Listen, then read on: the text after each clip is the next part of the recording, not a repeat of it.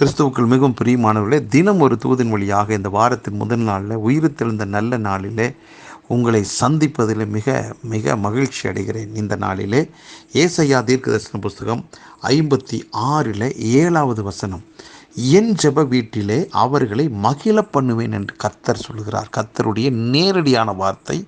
ஆண்டவர் சொல்கிறாரு, மகிழ பண்ணுவேன் என்று.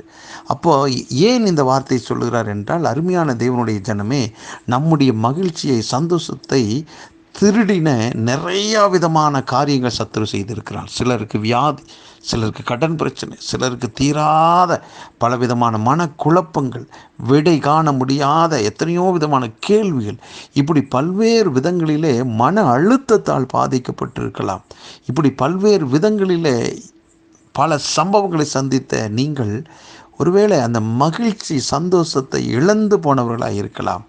யார் எந்த விதத்தில் மகிழ்ச்சி இழந்து போனீர்களோ, இன்றைக்கி ஆண்டவர் உங்களை பார்த்து சொல்கிறார், நீங்கள் வந்தீங்கன்னா, ஜெப வீட்டுக்கு வந்தீங்கன்னா உங்களை மகிழ பண்ணுவேன்னு சொல்கிறார்.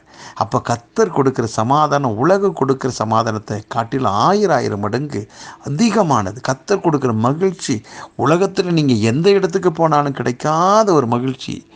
ஆண்டவர் கொடுக்குற மகிழ்ச்சி, சந்தோஷம். தயவு செய்து இந்த வாரத்தின் முதல் நாள் இல்லை, இந்த காலை நேரத்திலேயே இந்த வார்த்தை கேட்டுக்கொண்டிருக்க தேவ ஜனமே, எழும்புங்கள், புறப்படுங்கள், கர்த்தருடைய வார்த்தை கேட்பதற்காக போங்க. ஏன்னா கர்த்தர் நமக்கு வாக்கு பண்ணுகிறார், என் ஜெப வீட்டில் அவங்கள மகிழ பண்ணுவேன். அப்போ உங்கள் மகிழ்ச்சியை கெடுத்த எத்தனையோ விதமான துக்ககரமான காரியத்திலிருந்து நீங்கள் முற்றிலுமாக விடுவிக்கப்படுவீர்கள்.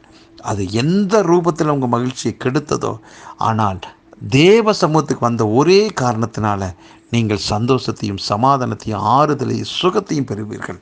ஆகவே இந்த வாரத்தின் முதல் நாளில் கர்த்தரை தேடுவதற்கு தனியாக, குடும்பமாக, குழுவாக புறப்பட்டு உங்களுக்கென்று கர்த்தர் வைத்திருக்கிற திருச்சபை நோக்கி வாருங்கள். சரியான நேரத்துக்கு புறப்பட்டு போங்க, கர்த்தரை கனம் பண்ணுங்க. நிச்சயமாக ஆண்டவர் கொடுக்கிற மகிழ்ச்சியை, சந்தோஷத்தை அனுபவிப்பீர்கள். ஆகவே எந்த விதத்திலும் உங்கள் துக்கம் சந்தோஷமாகவே மாறும்.